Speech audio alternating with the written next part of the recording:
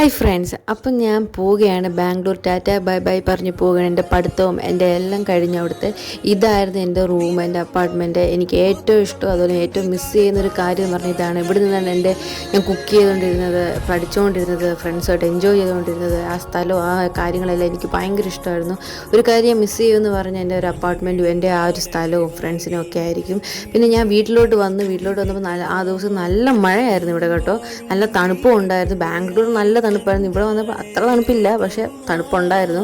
പിന്നെ ഞാൻ നേരെ ഞങ്ങളുടെ കടയിലോട്ട് പോയി. കടയിൽ പോയിട്ട് അവിടെ പുതിയ കുറേ കാര്യങ്ങൾ വന്നിട്ടുണ്ടായിരുന്നു. ഞാൻ പോയി കഴിഞ്ഞാൽ പിന്നെ മന്തി വന്നിട്ടുണ്ടായിരുന്നു, പലതരത്തിലുള്ള അൽഫാം വന്നിട്ടുണ്ടായിരുന്നു, ഫ്രൂട്ട് സലാഡ്, പിന്നെ ഫലൂഡാസൊക്കെ.